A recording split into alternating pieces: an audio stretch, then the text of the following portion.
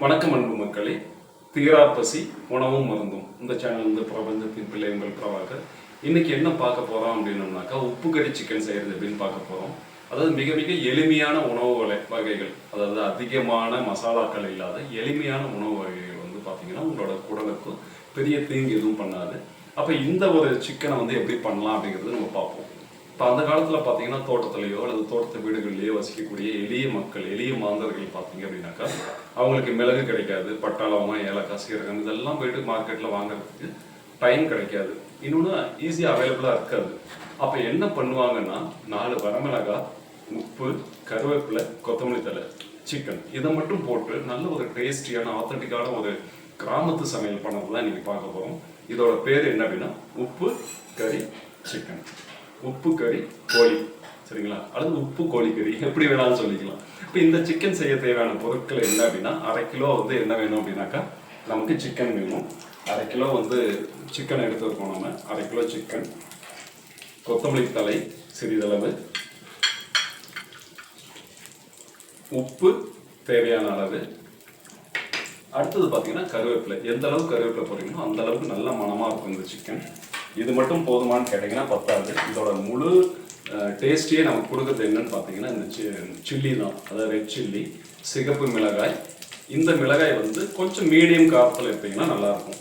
இப்போ ஒரு வந்து என்ன பண்ணலாம்னா இது மண் பாத்திரத்தில் சமைக்கும்போது இதனுடைய டேஸ்ட் வந்து இன்னும் அலாதியாக இருக்கும். இப்போ நான் எந்த மாதிரி எடுத்திருக்கேன் அப்படின்னாக்கா நல்ல மண் சட்டி பார்த்தீங்க அப்படின்னா தெரியும்.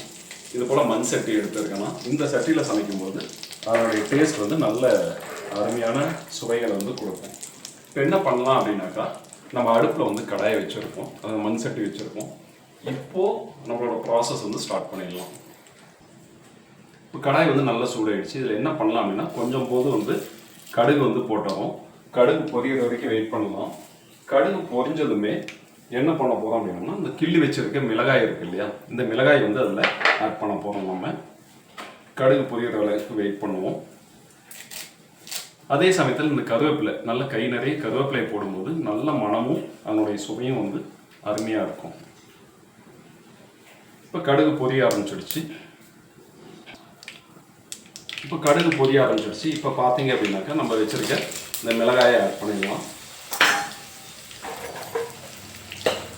இப்போ நல்லா அந்த மிளகாயினுடைய வாசம் வேணும் அப்படின்னாக்கா நல்லா இன்னும் கொஞ்சம் நல்லா போடும்போது நல்ல ஒரு மனம் வந்து ஃப்ளேவர் வந்து கிடைக்கும் உங்களுக்கு. ஸோ தேவையான மிளகாய் வந்து ஆட் பண்ணிக்கலாம். இந்த டிஷ்ஷுக்கு நமக்கு நல்ல சுவையை கொடுக்கக்கூடியதுன்னு பார்த்தீங்கன்னா இதில் ஆட் பண்ணக்கூடிய இந்த மிளகாயும் கருவேப்பிலையும் தான். நல்லா செவக்க விடுங்க. இந்த மிளகாய் வந்து நல்லா செவக்கிற மாதிரி நல்லா கிண்டி விட்டே இருங்க. பார்த்தீங்கன்னா நல்லா வந்து ஒரு ரோஸ்டட் ஃப்ளேவர் வந்து நமக்கு கிடைக்குது. அந்த மிளகாயினுடைய அந்த ஸ்மோக்கி ஃப்ளேவர் ஒரு மாதிரி நல்ல ஒரு வாசம் வரும். அந்த மனம் வரும்போது என்ன பண்ணுங்க அப்படின்னாக்கா வச்சுருக்க கருவேப்பிலையை அதில் ஆட் பண்ணிடலாம். இப்போ நான் என்ன பண்ணியிருக்கேன்னா 2 போர்ஷனாக வச்சுருக்கேன். கொஞ்சம் கருவேப்பிலையை ஃபஸ்ட்டே ஆட் பண்ணிட்டேன், கொஞ்சம் கருவேப்பிலை வந்து பேக்கப் வச்சுருக்கேன். இது சிக்கன் வெந்ததும் போடுறதுக்காக வச்சுருக்கேன் நான்.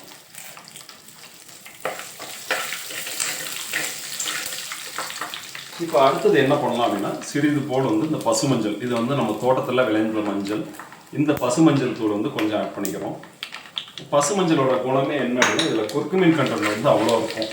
ஸோ இன்னொன்று இந்த மஞ்சள் வந்து ஃபேட் சொல்லியிருக்கும், அதாவது கொழுப்பில் தான் கரையும். ஸோ இந்த மஞ்சளை வந்து ஆட் பண்ணியாச்சு.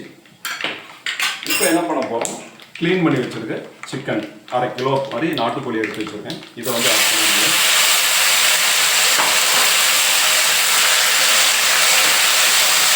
மிதமான தீயில் மெதுவாக வந்து இதை நல்லா கிண்டி விடுங்க. இப்போ ஸ்கின் பார்த்தீங்கன்னா சிக்கனோட ஸ்கின் கலர் வந்து பார்த்தீங்கன்னா சேஞ்ச் ஆகுது தெரியும், கலர் வந்து டேர்ன் ஆகும். இப்போ அதே பார்த்தீங்கன்னா பக்கத்தில் பார்த்தீங்கன்னா இன்னொரு குக்கர் வச்சுருக்கேன். இது பார்த்தீங்க அப்படின்னா நம்ம 1 பாட் கிச்சன் சொன்னோம் இல்லையா, ஸோ இதில் வந்து அந்த 1 பாட் சிக்கன் வந்து ரெடி ஆகிட்டு இருக்குது. சோம்பேறிகளின் சிக்கன் ஒரு பக்கம், சுறுசுறுப்பானவர்களின் சிக்கன் இன்னொரு பக்கம் ரெடி ஆகிட்டு இருக்குது. ரெண்டுமே பேரலாக ரெடி ஆகுது. இந்த சிக்கன் வந்து நல்லா வந்து எண்ணெயிலே வந்து குக் ஆகட்டும்.